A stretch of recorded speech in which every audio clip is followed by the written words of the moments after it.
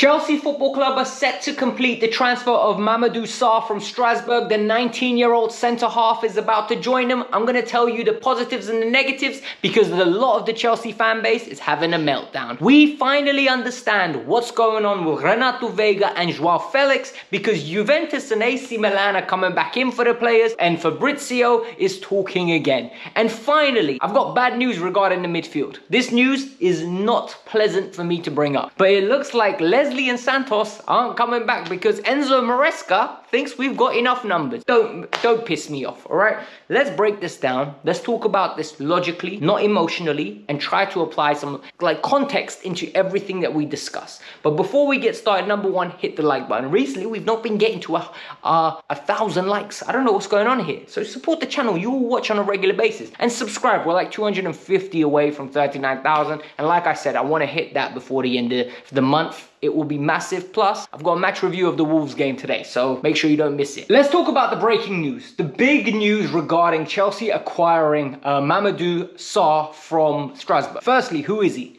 He's a 19-year-old centre-half that came through the Lyon Academy, and Strasbourg acquired him, I think it was for 10 million euros in the summer. Everybody was raving about it in terms of knowing the young gems that are coming through. He was the next one up from the French young centre-halves coming through. We know the French developed great centre-halves. However, and this is where it gets very interesting, he's been there for, I think, 6 months now. He's broken into their team. He's playing well. Strasbourg, I think, are 4 points away from a Europa League spot, if I'm not mistaken. I watched him yesterday. He looked very good. Composed on the ball, absolute mammoth of a man. He is 6'4", built like a tank, imposes himself, reminds me a lot of Gabriel. People are saying Konate, I'm seeing Gabriel, right? Absolute beast of a centre-half. However, he's 19 years old, makes mistakes. He needs to iron it out of his game. What has happened? Fabrice Hawkins, my guy from L'Equipe, has come out and said Chelsea are going to acquire him for 17 million pounds, 20 million euros. Fee is agreed basically between the two clubs. What's happening now is the personal terms are going to get agreed. This player is going to become Chelsea's new centre-half. However, he's staying on loan at Strasbourg. So, what is going on here? Chelsea fans are absolutely furious because when you hear a secret centre-half, your mind's going to Bastoni. Your mind's going to Housen from Bournemouth. You know, no one wants, oh, let's go get the guy from Strasbourg. Reality is, he's a good player. He's just not ready for Chelsea. I'm not being reactionary when I say that. I think he needs another 50 games in the league. Genuinely, I was talking about this the other day on this channel. I want players coming to Chelsea. I don't care their age. I just want you to have a minimum of 75 league games. 75 league games, that's just over 2.5 seasons. By that point, I know what level of player you are. With him, it's too early to know what level of player he is. And plus, just look at the squad construction, right? Next year, what's going to happen? Joshua Chempong, Anselmino, Sarr, Colwell, and what? Fofana? I can't have that. I'm sorry, it's too young, too inexperienced. There's too much of an onus on Colwell to stay fit. Fofana, I can't count on. What are we doing here? The only reason why this deal makes logical sense, and not footballing sense, financial sense, is this. Chelsea sold Moreira to Strasbourg. They charged him 10 million euros. Chelsea was selling David Washington to Strasbourg. They were going to charge him 17 million. Then the deal broke down because FIFA was going to investigate the move. At this moment in time, if you're buying Mamadou Sarr for 17 million pounds, which is 20 million euros, it makes sense. If you wait 18 months, his profile is going to be massive. If Chelsea go to buy him for 20 million euros, there'll be other clubs that go and say, we want him. Strasbourg can't reject it because then FIFA will investigate and call it yo, you're money laundering. You're absolutely tanking the value of the player. That's not fair value. So what I think is happening here is Chelsea are buying him now, loaning him away, and in 18 months, he's going to come back. I think he's going to have another year on loan at Strasbourg. Either he will, or Joshua Chempong will, or Anselmino. However, altogether, he's a good player. I want people to watch him before they react, but he's just not ready for Chelsea. My opinions, let me know yours in the comments below. This loan thing is really annoying. Chelsea have got a very good squad, right? I don't care what anyone says. Enzo Maresca might not appreciate the squad, but the squad depth is amazing to the point where Clubs want our depth to come in and start for them. Renato Veiga now is attracting attention from whom? From Juventus. Juventus want to explore a possibility of taking him on loan. He obviously would be open to the idea of going to Juventus and playing. However, this is a big however, Chelsea don't want to loan. They will sell if the offer is right. It's the Dortmund situation all over again. Pay us our P's or go away. It's as simple as that. I don't understand why people overcomplicate it. No need to get annoyed at Renato Veiga. No need to get annoyed at Chelsea. This is people just wanting Chelsea's players.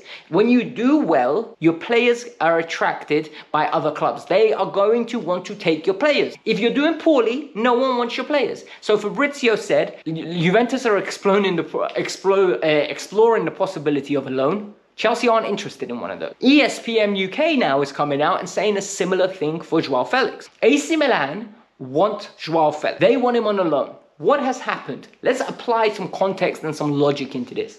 AC Milan were in discussions with Marcus Rashford. They wanted Marcus Rashford at the club. They couldn't do the deal because Rashford earns way too much money. They couldn't afford it. So now they're like, okay, let's explore. Reports have come out. They're interested in Xerxes, Højlund and João Félix. This does not mean João Félix is going to go. People have got it into their head, oh my god, it was a terrible window last summer. Now all of the players are getting sold. Chelsea don't want to sell João Félix. Chelsea want to retain the services of João Félix. Felix wants to stay most probably at Chelsea because he believes he can break into this team. Even though logically I actually think Felix needs to go because he's being wasted on the bench. He's too talented to be sitting on a bench. So for me, it's hilarious, right? At the end of the day, fans have made up their minds about him, but from a logical standpoint, clubs just want to take him on loan. However, Chelsea aren't going to do it. They want to make all their money back, which is around about 50 million euros, or he's staying. And he's going to be used as cover for Cole Palmer just in case he gets injured. And for me, that makes logical sense. The final story is regarding the midfield. And this really annoys me because, look, I think for those of you that watch the channel on a regular basis, you know that I am very objective in the way that I view Blueco, the directors, Enzo Maresca, and the players. I believe there's no such thing as pinning the blame on one entity. I believe the directors haven't built a perfect squad, but I believe the directors have built a good squad, right? This is a good squad to secure top 4. I believe Enzo Maresca's first 19 games have been good. If we win today, after 22 games, we are in the top 4. Mission accomplished of what the target was this year so far. However, I believe if Enzo Maresca was a little bit more flexible, we'd be in a better position. Fair. I believe some of the players are not pulling their weight. They're a lot better than they're showing. So all of a sudden, you see that I'm blaming all the components, but I'm also looking at the positives. One negative I don't understand here is what Enzo Maresca said.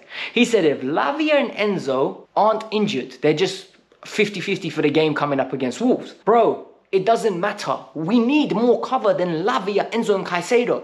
Because you can't count on Lavia. Lavia literally, on January 31st will be fine. January the 5th, he pulls a hamstring, he's out for 4 weeks. And all of a sudden, Enzo and Caicedo are doing crazy 9-to-5 shifts every single day for the next 365 days. I'm so tired of this illogical decision making when it comes to the midfield. You have André Santos, who I watched yesterday against Marseille, gave a penalty away by the way, but got a great assist. Played a very good game against Marseille. Lesley Ogochukwu came on, and now there's reports that Southampton are scared that Lesley is going to get recalled, so they've recalled one of their midfielders from Sheffield Wednesday just to cover themselves, just in case Chelsea last minute panic and recall him.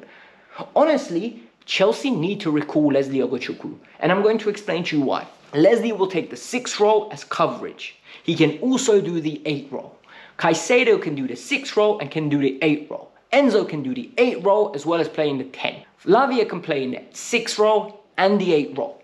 All of a sudden, you have 4 players for 2 positions. If one of them breaks down, you still have 3 players. It's logical. When the Conference League returns, we're going to need to rotate. I will trust those 4. You're not using Keane and Dewsbury Hall.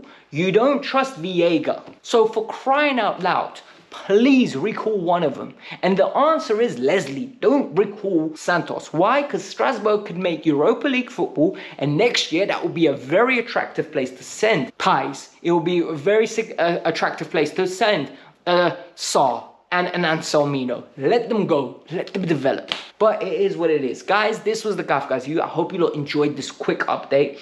A little bit of context regarding why Chelsea could be signing Mamadou Sarr. So as I said, 1,000 likes would be grateful. 250 subscribers to get me to that 39k. And more importantly, at the end of today's video, tonight, I'm going to have a match review of Wolves versus Chelsea. Hopefully it's 3 points. Tune in. Because a lot of you don't tune in for the post-match reactions. I actually don't know why. They're usually very good. Peace out. I'm out. Have a lovely day.